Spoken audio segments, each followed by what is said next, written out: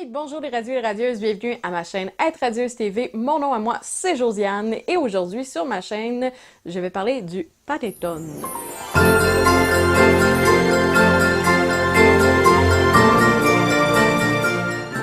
Le panettone, comme vous pouvez voir, c'est un dessert italien. Ça date, je crois, du 15e siècle. Si je ne m'abuse, je vous le mettrai au pire aller d'en bas.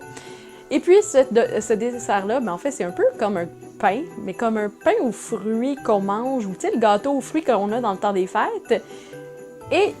Mais c'est un dessert vraiment traditionnel et il se mange en Italie, pas juste au temps des fêtes. On va le servir soit nature, comme un pain brioché, ou encore avec une ganache au grand marmier ou avec une liqueur comme l'amaretto. La particularité ici au Québec du panettone, c'est arrivé un peu en même temps que les vagues d'immigration italienne au début du 20e siècle. Donc, dans les années 1900, les Italiens, surtout durant la Première Guerre mondiale et après la Deuxième Guerre mondiale, ont beaucoup immigré ici et ils ont apporté leur culture. Sauf que le panettone, sachez-le, est partout dans le monde, sauf en Italie, est considéré comme un dessert de Noël.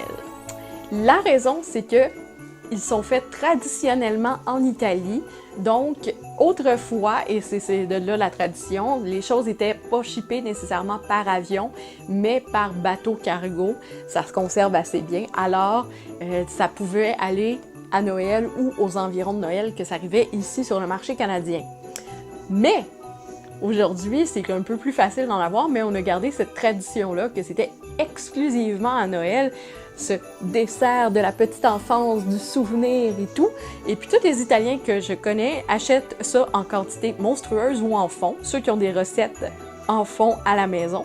Mais malheureusement, moi je trouve jamais le temps ni la patience d'en faire parce que c'est quand même une recette fructueuse et laboureuse. Tu sais, je veux dire, ça prend beaucoup d'efforts à faire. Puis, j'en achète un par année à l'épicerie. Ce format-là, c'est à peu près 9 $, mais vous en avez des beaucoup plus gros à 20 $. Mais c'est vraiment un produit d'importation, fait que ça justifie aussi le prix. C'est pas juste, ça a été fait ici au Québec, puis on marque n'importe quoi en italien. Non, non, non, non, non. Ça vient vraiment de l'Italie.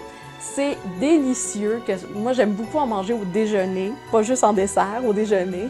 Et c'est sûr qu'avec une genre de ganache à l'amaretto, c'est excellent, ou au Tia Maria ou au Grand Marnier.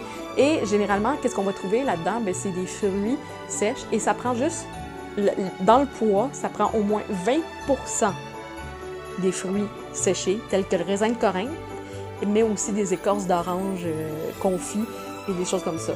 Il y en a aussi au chocolat, la recette a été réinventée, mais le classique reste avec des raisins confits et des écorces d'orange, comme ici. Donc ça, c'est vraiment le classique là. Sweet Italy, made in Italy, pain sucré de la fête traditionnelle italienne. Vous vous trompez pas avec ça. Est-ce que je peux vous dire quelque chose? Ça fait une semaine que je l'ai à la maison et puis j'attendais de l'ouvrir pour faire cette vidéo-là parce que c'est tellement bon, mais vraiment tellement bon que là, si vous me permettez, je vais l'ouvrir puis je partagerai pas avec vous, mais allez vous en acheter.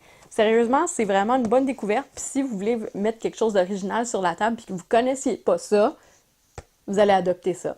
Sur ce, n'oubliez pas de vous abonner. Moi, je vais aller manger une pointe de panettone. Et puis, on se revoit pour un prochain Vlogmas ou une capsule Wi-Fi Café en mission. Je me suis dit que ça vous dirait de voir qu'est-ce que ça a l'air une fois ouvert. Donc,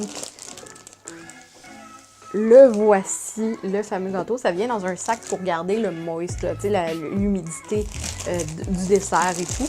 Et ça a un petit papier brun doré. Très joli. C'est comme ça. Et puis là, vous voyez, on va aller se couper des tranches avec un grand couteau à pain. Puis tout simplement savourer avec un café. C'est délicieux.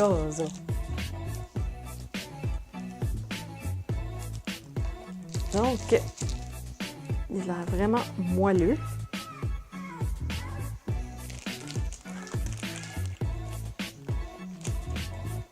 J'aurais enlevé un peu plus le papier, mais je voulais juste vous montrer l'intérieur, ça fait l'air de quoi. Puis la première tranche est jamais belle, puis ça, c'est la maman qui les regarde habituellement, parce que c'est comme la plus cochonne. Il y a des tranches, là. Fait que voilà. Ça a l'air de ça ici.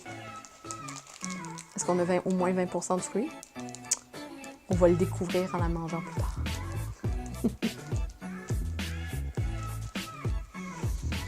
Et voilà, buon appetito, a bientôt, et c'est delicioso.